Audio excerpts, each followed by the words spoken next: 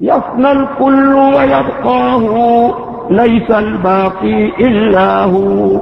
الله الله الله الله الله الله ما لي رب إلا هو. معزز عوام اہل سنت، بالخصوص مجاہد کبیر حضرت صوفی غلام عمر صاحب کی بلا، السلام علیکم ورحمۃ اللہ وبرکاتہ۔ وعلیکم السلام ورحمۃ اللہ وبرکاتہ۔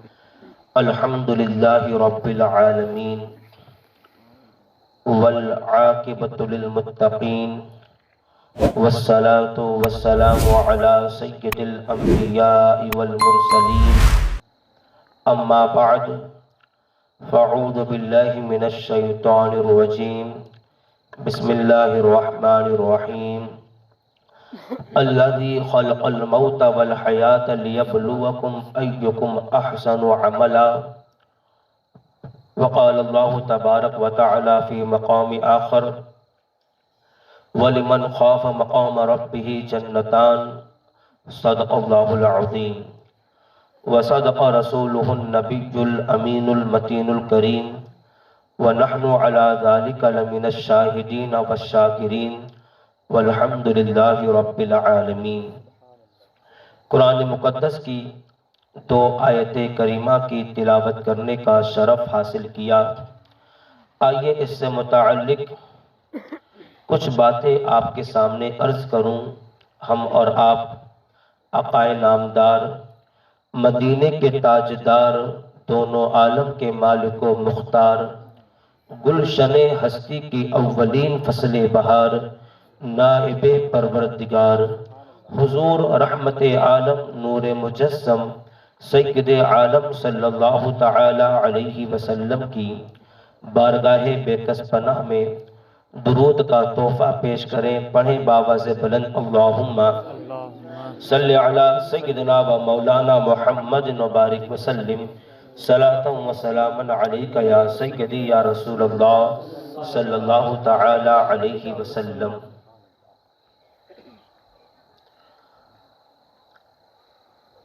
بفضل اللہ تعالی گلبرگہ کی سرزمین پر پہلی مرتبہ خطاب کے لیے اللہ رب العزت نے حضرت خواجہ بندہ نواز گیسو دراز علیہ رحمت و رضوان کے صدقے میں خدمت دین کا موقع عطا فرمایا۔ الحمدللہ۔ اور پھر بعد نماز مغرب ایک دوسرے علاقے میں وہاں پر بھی اجتماع پاک کا انعقاد کیا جائے گا۔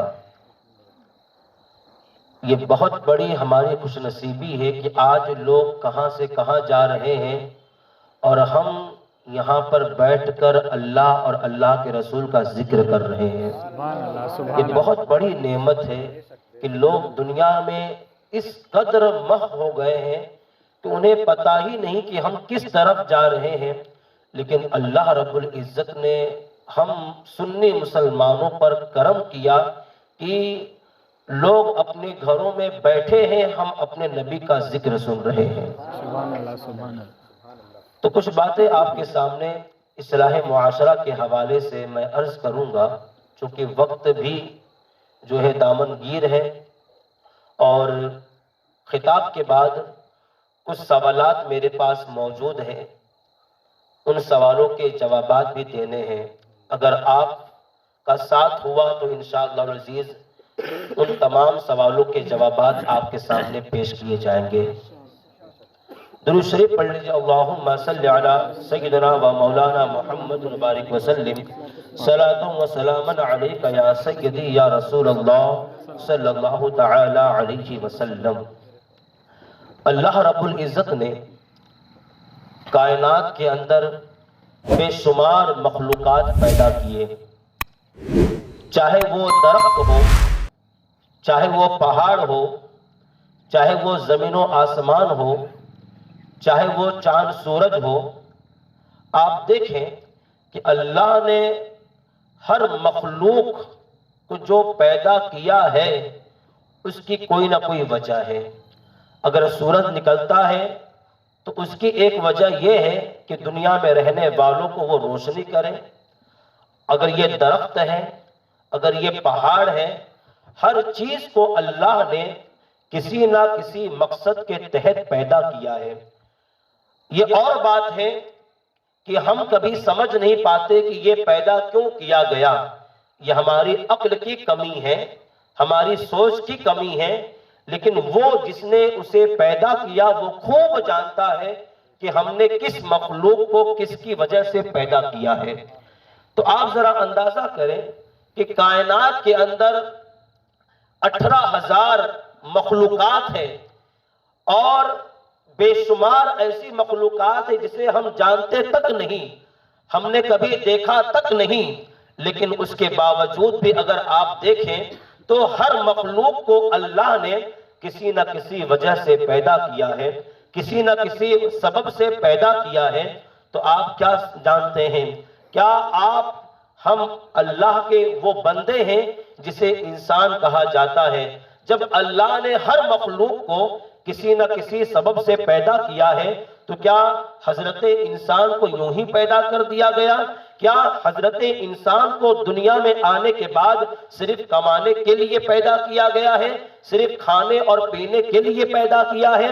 اگر آپ قرآن کریم کو دیکھیں، اگر آپ قرآن مجید کو دیکھیں، آج ہر مخلوق کسی نہ کسی وجہ سے پیدا کی گئی ہے اور وہ اپنی سبب سے اپنے آنے کی وجہ پر عمل بھی کرتی ہیں۔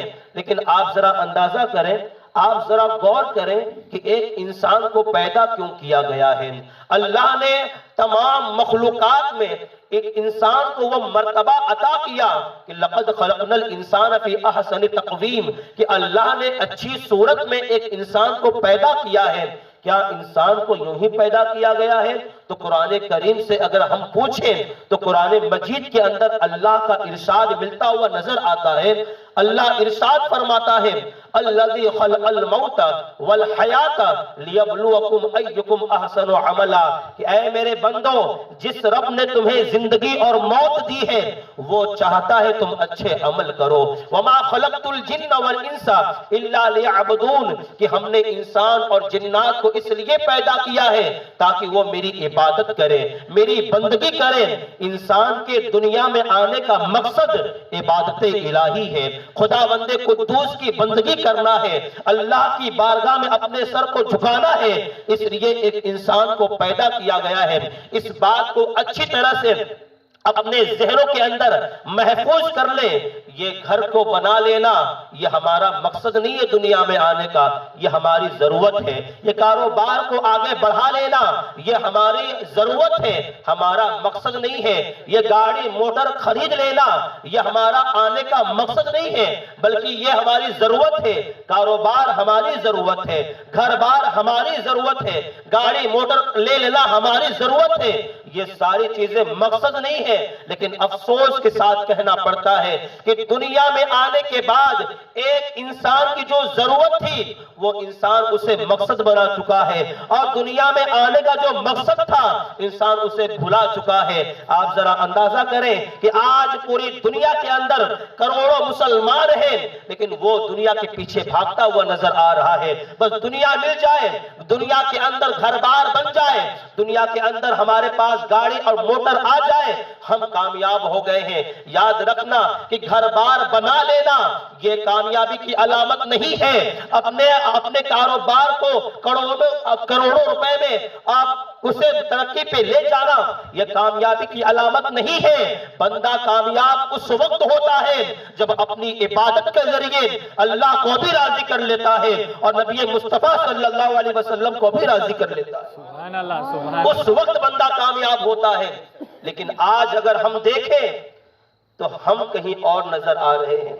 آج پوری دنیا کے اندر میں مسلمان بے سر و سامان ہے، مسلمان عیاشیوں میں مبتلا ہو رہا ہے، ایک مسلمان گناہوں کے اڈے پہ نظر آ رہا ہے۔ جس لیے ہمیں پیدا کیا گیا تھا وہ ہے اللہ کی عبادت، ہم نے اسے بھلا دیا۔ آج صبح سے لے کر شام تک اگر ایک سوال کیا جائے میرے عزیز نماز کیوں نہیں پڑھتے، کیا کرے، کاروبار ہے، کیا کرے؟ جاب ہے. اگر نماز پڑھتے ہیں تو جاب چلا جائے، اگر نماز پڑھتے ہیں تو کاروبار میں نفع نہ ہو پائے. جس رب نے تمہیں رزق عطا فرمایا، جو رب تمہارے آنے سے پہلے تمہارے رزق کو متعین کر دیا، تم دنیا میں کچھ بھی کرو، اللہ نے جو تمہیں لکھ دیا ہے اس سے کوئی کم نہیں کر سکتا اور نہ کوئی اس سے زیادہ کر سکتا ہے. یہ رب کائنات ہے کہ تمہارے مقدر میں تمہیں جو لکھا ہے اللہ تمہیں عطا فرمائے گا. لیکن آج ہم دیکھیں تو عبادت کی جانب سے ہم منہ پھیرتے ہوئے نظر آ رہے ہیں. آج دنیا کے اندر آج عیاشیاں بڑھتی جا رہی ہے، آج جوانی گناہوں کے اڈے پہ گزرتی جا رہی ہے، آج رات دن گناہوں کا سیلاب بڑھتا جا رہا ہے. ایک مسلمان رات دن گناہ کرتا ہے، ایک مسلمان رات دن عیاشیوں میں مبتلا رہتا ہے.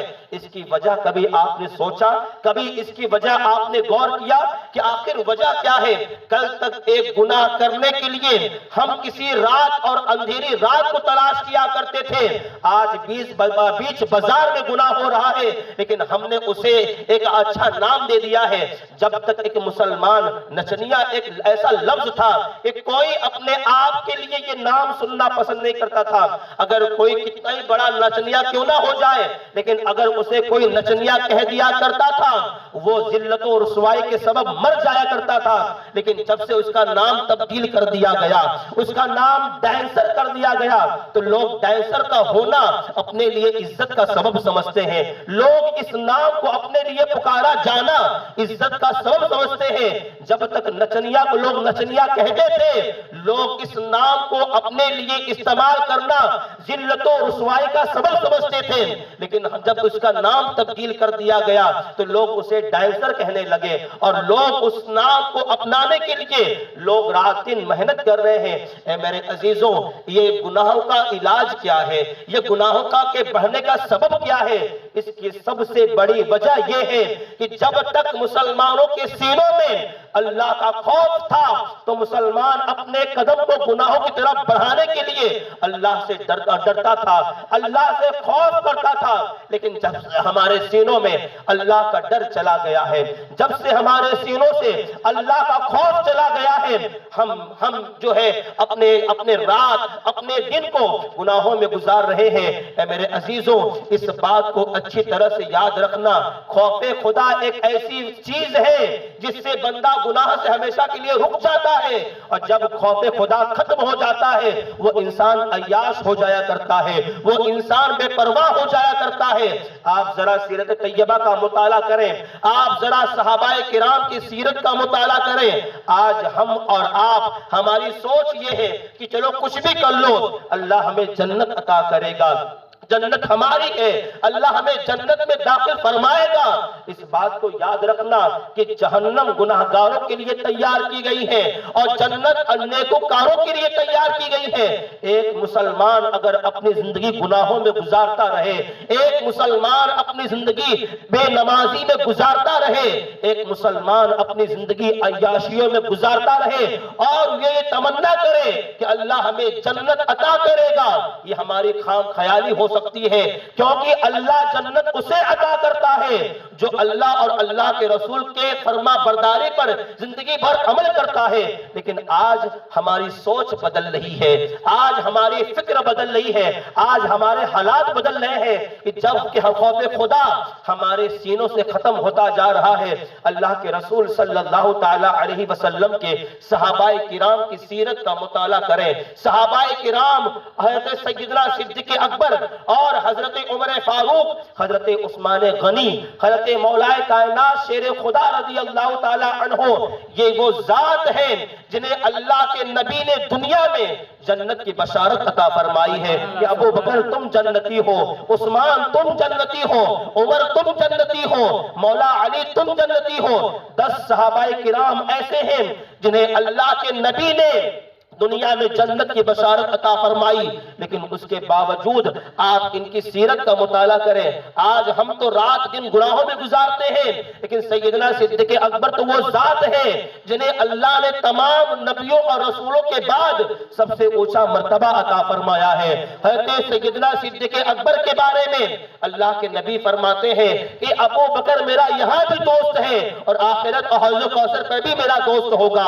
اور اس کے بعد اللہ کے نبی فرماتے ہیں کہ ابو بکر جتنا نفع مجھے ابو بکر کے مال نے دیا ہے اتنا نفع مجھے کسی اور کے مال نے نہیں دیا۔ اتنی بڑی شان ہے، اتنا بڑا مرتبہ ہے، لیکن آپ ذرا اندازہ کریں کہ حضرت سیدنا صدیق اکبر کیا فرماتے ہیں۔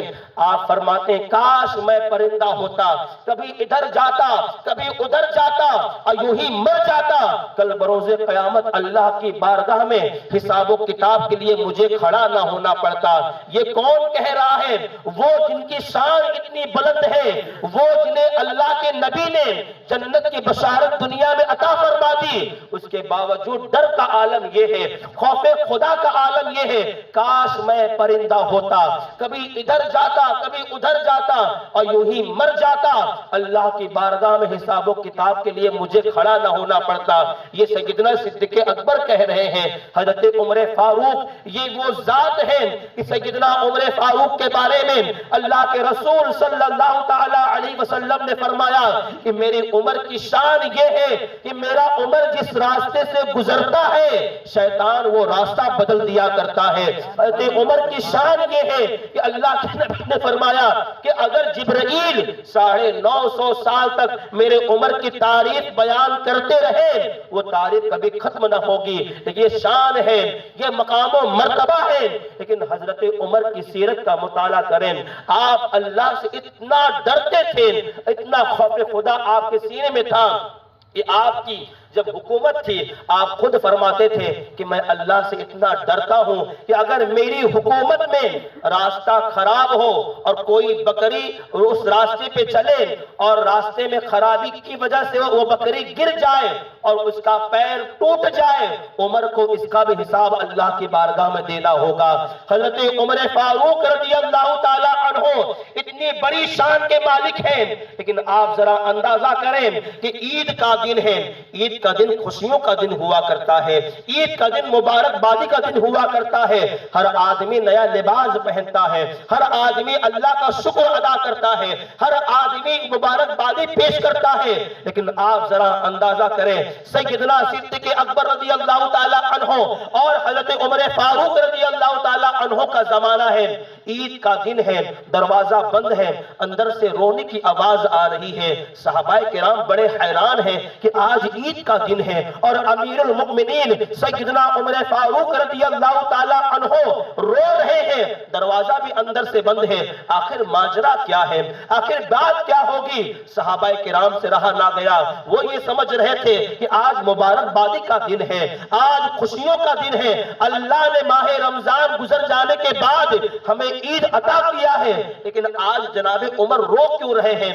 صحابہ کرام رضوان اللہ تعالی علیہم اجمعین جناب عمر کے دروازے پہ پہنچتے ہیں اور کہتے ہیں اے عمر آج عید کا دن ہے، آج تو مبارک بادی کا دن ہے، آج خوشیوں کا دن ہے، لیکن آپ کی آنکھوں میں آنسو ہے، آپ رو کیوں رہے ہیں؟ حضرت عمر فاروق رضی اللہ تعالی عنہ کے خوف خدا کا عالم دیکھے، اللہ سے ڈر کا عالم دیکھے، فرماتے ہیں کہ اے میرے نبی کے صحابہ، اے آقا دو جہاں صلی اللہ علیہ وسلم کے صحابہ، عید وہ منائے جن کے روزوں کو اور نمازوں کو اللہ نے قبول کر لیا ہے۔ عمر کو پتا نہیں ہے کہ اللہ نے عمر کے روزے اور نمازوں کو قبول کیا بھی ہے یا نہیں کیا ہے، اس لیے اللہ کی بارگاہ میں رو رہا ہوں کہ اللہ میری نمازوں کو قبول فرما لے اور میرے روزوں کو قبول فرما لے۔ عزیزان ملت اسلامیہ ذرا اندازہ کریں کہ وہ خوف خدا کا عالم آج کیا ہمارے اندر نظر آ رہا ہے؟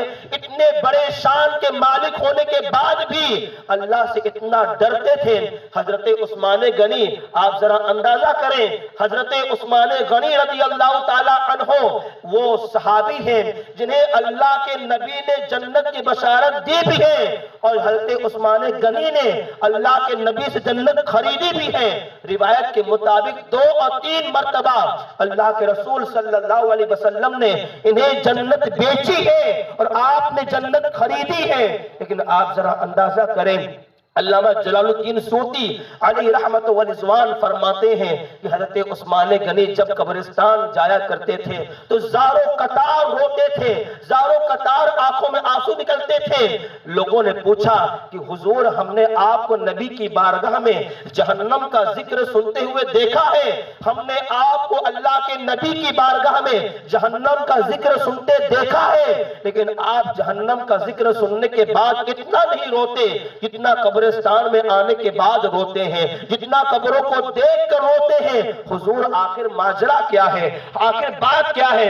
حضرت عثمان غنی رضی اللہ تعالی عنہ فرماتے ہیں کہ میں نے خود آقا کریم صلی اللہ علیہ وسلم سے فرماتے سنا ہے، اللہ کے نبی نے فرمایا عثمان قبر یہ پہلی منزل ہے، اگر یہ منزل آسان ہو گئی اللہ ہر منزل کو آسان کر دے گا، اور اگر یہ منزل دشواریوں میں پڑ گئی تو آنے والے ہر منزلوں کا تمہیں مشکلوں کا سامنا کرنا پڑے گا۔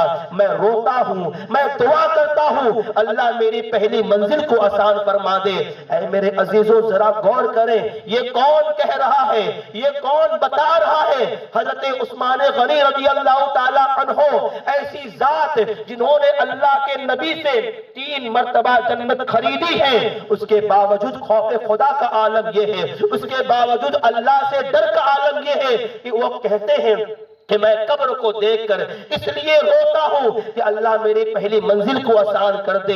آج ہم نے اور آپ نے اپنی قبر کے لیے کتنی تیاریاں کی ہیں، آج ہم نے اور آپ نے اپنی آخرت کے لیے کتنی تیاریاں کی ہیں؟ جواب یہ ملے گا صبح گزر گئی دنیا کے لیے، رات گزر گئی دنیا کے لیے، اور ہم نے اور آپ نے تو ابھی تک کوئی تیاریاں نہیں کی ہے۔ اے میرے عزیزو یہ حالات ایسے ہیں، لاک ڈاؤن کے اندر لوگوں نے دیکھا ہوگا، لاک ڈاؤن کے اندر لوگوں نے سنا ہوگا کہ جو لوگ اپنی جوانی پر اتراتے تھے، جو لوگ اپنے مستقبل کے منصوبے بناتے تھے، جو لوگ یہ کہا کرتے تھے کہ کل ہم نماز کی پابندی کرنے لگیں گے، پرسوں سے ہم نماز شروع کر دیں گے، ایسے نوجوان ان حالات میں چلے گئے جو لوگ آپ کے ساتھ بھی اٹھتے ہوں گے، آپ کے ساتھ بھی چائے ناشتہ کرتے ہوں گے، لیکن وہ لوگ آج ہمارے درمیان نظر نہیں آ رہے ہیں۔ یہ دنیا چند سالوں کی ہے، یہ دنیا ہمارے لیے دارالامتحان ہے۔ اگر ہم نے یہاں پر اللہ کی رضا حاصل کر لی، اگر ہم نے یہاں پر اللہ کو راضی کر لیا، اللہ ہمارے لیے دنیا میں بھی کامیابی عطا فرمائے گا اور آخرت میں بھی کامیابی عطا فرمائے گا۔ نعرہ تکبیر، نعرہ رسالت، مسلک اعلی حضرت، علماء اہل سنت، اصلاح معاشرہ کانفرنس، مفتی خوف خدا ایک ایسی چیز ہے کہ اللہ رب العزت ارشاد فرماتا ہے وَلِمَنْ خَافَ مَقَامَ رَبِّهِ جَنَّتَانِ، کہ جو اللہ سے ڈرتا ہے اللہ اسے کل بروز قیامت 2 جنت عطا فرمائے گا۔ وَالْآخِرَةُ خَيْرٌ لِلْمُتَّقِينَ، اور آخرت تو کامیابی ہے اللہ سے ڈر والوں کے لیے، کہ جو اللہ سے ڈرتا ہے آخرت میں کامیاب رہے گا۔ اور ابھی ہم نے ایک حدیث پڑھی، آنے سے پہلے میں حدیث پڑھ رہا تھا، اللہ کے رسول صلی اللہ علیہ وسلم نے فرمایا کہ اے میری امت اللہ کا وعدہ ہے، اللہ 2 خوف تم پر کبھی جمع نہیں کرے گا۔ ایسا ہو ہی نہیں سکتا کہ ایک بندہ دنیا میں بھی اللہ سے ڈرے اور آخرت میں بھی جو ہے اسے خوف رہے۔ اللہ 2 خوف ایک بندے پہ کبھی نہیں جمع کرے گا۔ اللہ ارشاد فرماتا ہے اے میرے بندوں، اگر تم مجھ سے دنیا میں ڈرتے رہے تو میں تمہیں آخرت میں سکون کی دولت عطا کروں گا، اور اگر تم دنیا میں عیاشیاں کرتے رہے، دنیا میں تم سے خوف نہیں کرتے رہے تو آخرت کی خوف سے تم تڑپتے رہو گے، نفس کا عالم تم دیکھتے رہو گے۔ ہمیں خوف کی تعلیم دی گئی ہے، ہمیں اللہ رب العزت نے اور اللہ کے نبی صلی اللہ علیہ وسلم نے خوف خدا اپنے سینوں میں پیدا کرنے کی تعلیم دی ہے۔ یہ جوانی اس لیے ہے کہ اللہ کو راضی کر لو. یہ جوانی عیاشیوں کے لیے نہیں ہوتی.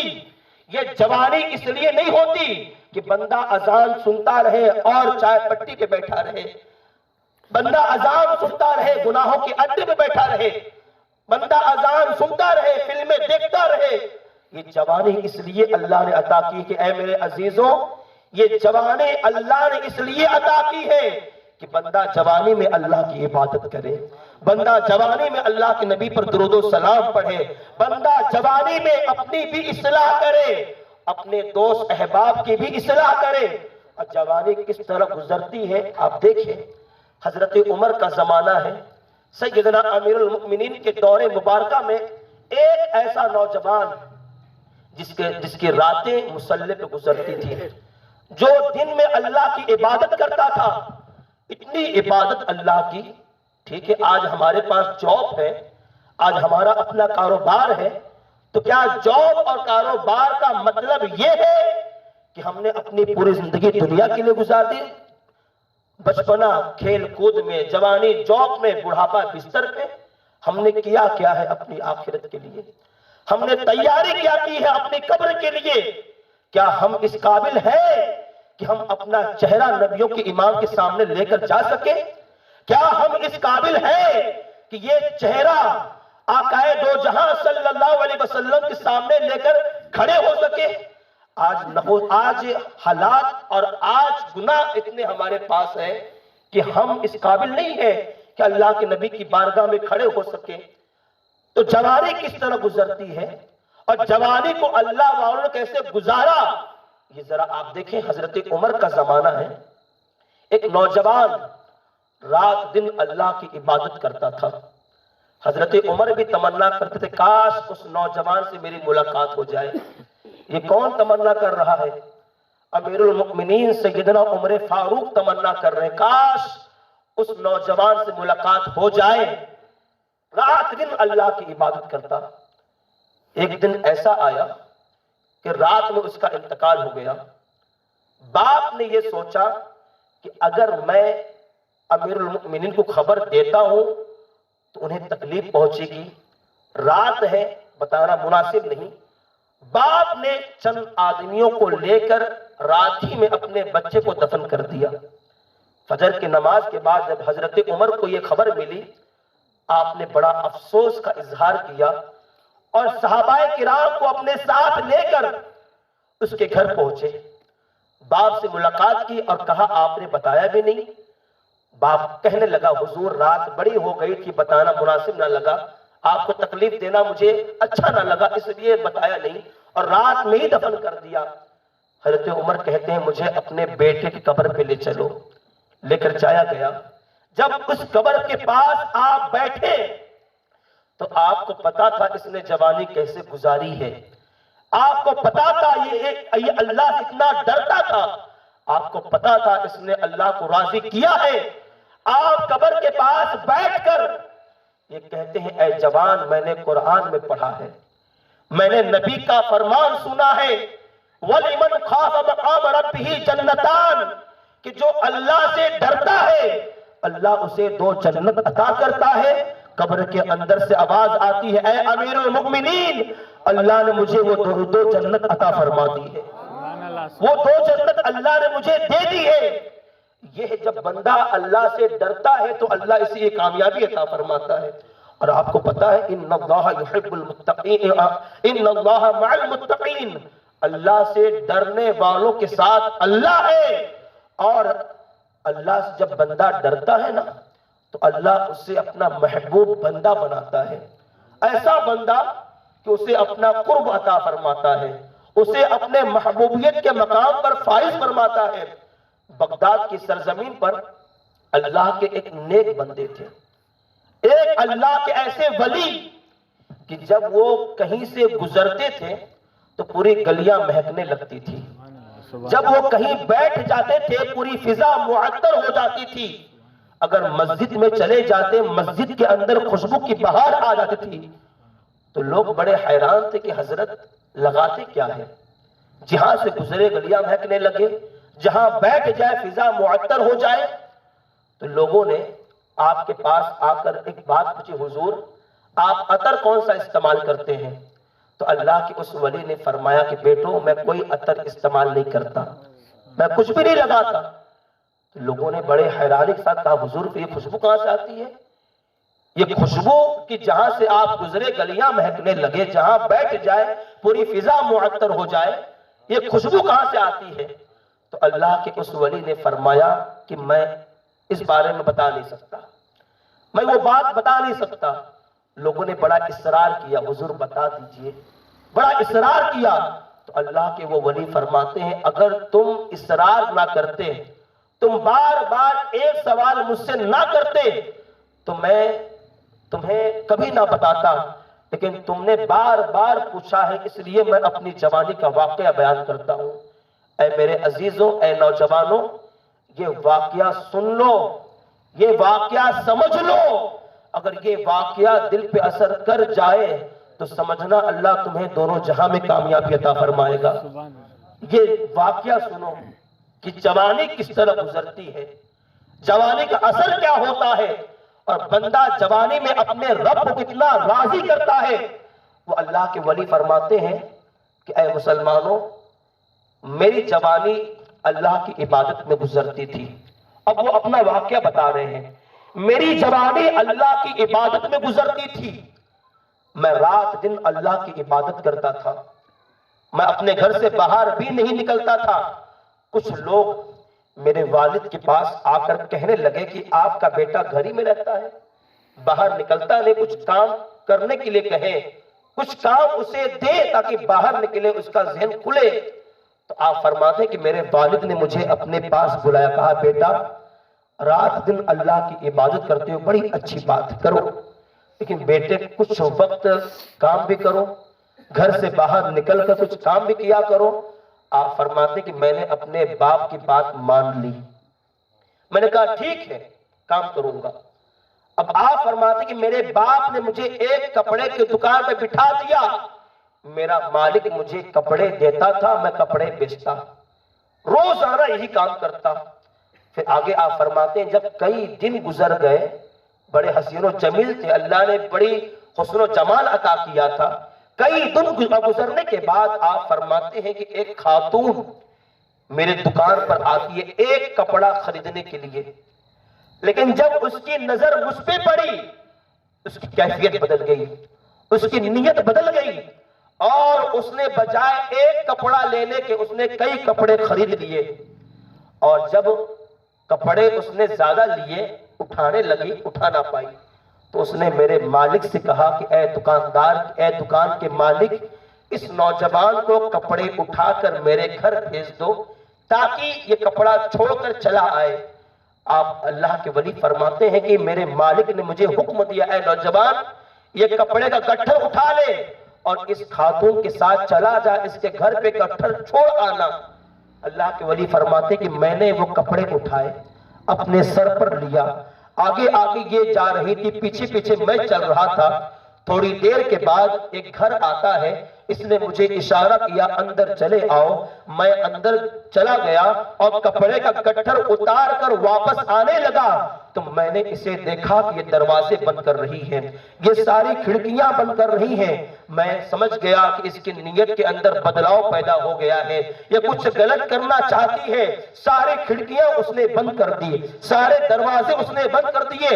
اللہ کے وہ ولی فرماتے ہیں کہ اس نے حیا کا لباس اتار کر میرے سامنے آ کر اس نے گناہ کی دعوت دینے لگی اور کہنے لگی کہ اے نوجوان تجھے میری تمنا پوری کرنی ہوگی، تجھے میری خواہش پوری کرنی ہوگی، اگر تو نے میری بات نہ مانی میں تجھے بدنام کر دوں گی، کہیں بیٹھنے کے قابل نہیں رہے گا، میں تجھے بدنام کر دوں گی۔ اللہ کے ولی فرماتے ہیں کہ اے اللہ کی بندی اپنے دل میں اللہ کا ڈر پیدا کر، اگر تو ایک لمحوں کے لیے، چند منٹ کے لیے تو گناہ کرتی ہے تو اللہ کا عذاب آئے گا۔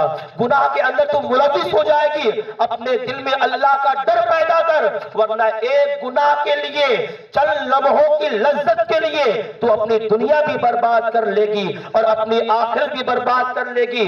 اللہ کے ولی فرماتے ہیں کہ میں اللہ سے پناہ مانگنے لگا، اے اللہ مجھے اس گناہ سے بچا لے، اے اللہ مجھے اس گناہ سے بچا لے۔ آج بھی اگر کبھی دل نے ارادہ کیا گناہ کرنے کا، آج بھی اگر قدم گناہوں کی طرف بڑھنے لگے، ایک بندہ اللہ کی بارگاہ میں سچے دل سے توبہ کرے اور سچے دل سے اللہ کی بارگاہ میں فریاد کرے، اے اللہ دل ڈگمگا رہے ہیں، پیر گناہوں کی طرف بڑھتے جا رہے ہیں، اے اللہ مجھے اپنی پناہ عطا فرما دے۔ اللہ کی پناہ شامل حال ہوگی، جو گناہ تم کرنے جا رہے تھے اللہ کی توفیق سے اللہ تمہیں گناہ سے بچا دے گا۔ اور وہ دعا کر رہے، اے اللہ مجھے اس گناہ سے بچا لے۔ تھوڑی دیر کے بعد دل میں خیال پیدا ہوا، آپ نے کہا اے خاتون مجھے حاجت پیش آئی ہے، مجھے حاجت کے لیے جانا ہے۔ اس خاتون نے کہا جلد جاؤ اور واپس آؤ۔ اللہ کے وہ ولی فرماتے کہ میں گیا حاجت کے لیے، جو گندگی نکلی میں نے اسے اپنے ہاتھوں میں اٹھا لیا اور اسے پورے بدن پہ مل لیا۔ ملنے کے بعد اسی حالت میں میں اس کمرے میں آیا جہاں پہ وہ خاتون کھڑی تھی۔ جب اس نے مجھے ایسی حالت میں دیکھا تو اس کا پورا نشہ اتر گیا اور اس نے مجھے دھکا مارا، گھر سے باہر کر دیا اور کہنے لگی یہ تو پاگل نوجوان ہے، یہ تو دیوانہ ہے، یہ تو پاگل ہے۔ اس نے مجھے دھکا مارا، گھر سے باہر نکال دیا۔ اللہ کے ولی فرماتے ہیں رب کی بارگاہ میں ہاتھ اٹھا کے مولا بدن اگرچہ ناپاک ہو گیا ہے، دل ابھی بھی پاک ہے، دل ابھی بھی پاک ہے۔ وہ اللہ کے ولی فرماتے ہیں کہ میں آگے بڑھا، ایک کنواں نظر آیا، میں نے کنویں سے پانی نکالا، میں نے غسل کیا، اپنے بدن کو پاک کیا۔ وہ فرماتے ہیں وہ دن ہے اور آج کا دن ہے، میں نے اللہ کے ڈر کی وجہ سے ایک گناہ کو چھوڑ دیا تھا، اللہ نے مجھے وہ مقام و مرتبہ عطا کیا کہ میرے جسم کے اندر اللہ نے خوشبو پیدا فرما دی ہے۔ جہاں سے گزرتا ہوں گلیاں مہکنے لگتی ہے، جہاں پر بیٹھ جاتا ہوں فضا معطر ہو جاتی ہے، جہاں پر چلا جاتا ہوں وہ گلی مہکنے لگتی ہے۔ میرے عزیزوں اللہ یہ مرتبہ عطا کرتا ہے جب ایک بندہ خوف خدا کے سبب گناہ کو چھوڑ دے۔ اس لیے یہ جوانی عیاشیاں کرنے کے لیے نہیں، اللہ کو راضی کرنے کے لیے ہے۔ آج اللہ کو راضی کر لو، کل وقت نہیں ملے گا۔ کتنے ایسے لوگ تھے جو کل یہ کریں گے پرسوں وہ کریں گے، لیکن اچانک کوئی حادثہ ہوا چلے گئے۔ کتنے ایسے لوگ ہیں کہ جن کی کوئی امید نہ تھی کہ یہ ان کا انتقال ہو جائے گا، فون آیا کہ ان کا انتقال ہو گیا۔ کتنے ایسے لوگ تھے جو بازار گئے سامان لینے کے لیے، دوبارہ ان کا جنازہ آیا۔ یہ اڑتی ہوئے جنازے، یہ چلتے ہوئے جنازے، کیا ہمیں اس بات کی خبر نہیں دیتی کہ یہ دنیا کچھ نہیں ہے؟ جو کچھ ہے آخرت کا میدان ہے، جو کچھ ہے وہ جنت معلیٰ ہے جہاں پر ہمیں ہمیشہ رہنا ہے۔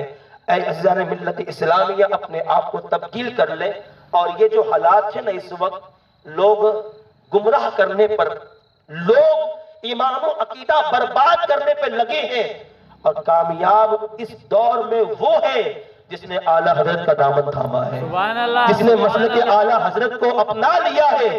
اللہ اسے دنیا میں بھی عزت عطا کرتا ہے اور آخرت میں بھی جو ہے نور کا تاج عطا فرمائے گا۔ اللہ سے میں دعا کرتا ہوں کہ اللہ رب العزت ہمارے سینے میں خوف خدا پیدا فرمائے اور ہمیں ہر گناہ سے بچنے کی توفیق عطا فرمائے۔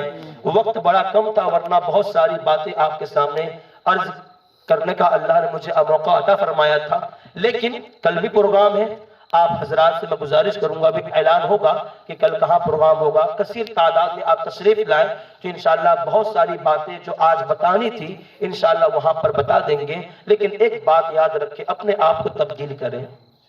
یہ زندگی کا اصل مقصد ہے کہ بندہ اللہ کا بندہ بن جائے، کسی اور کا غلام نہ بنے، اللہ رب العزت کا حقیقی بندہ بنے۔ خودی کو کر بلند اتنا، ہر تقدیر سے پہلے خدا خود بندے سے پوچھے بتا تیری رضا کیا ہے۔ اپنے آپ کو اتنا نیک بناؤ، اتنا پرہیزگار بناؤ کہ جہاں پر چلو اللہ رب العزت برکت عطا فرمائے، اللہ رب العزت ہم پر کرم کا معاملہ فرمائے اور ہماری حاضری کو اپنی بارگاہ میں قبول فرمائے، ہمارے سینوں میں اللہ خوف خدا پیدا فرمائے۔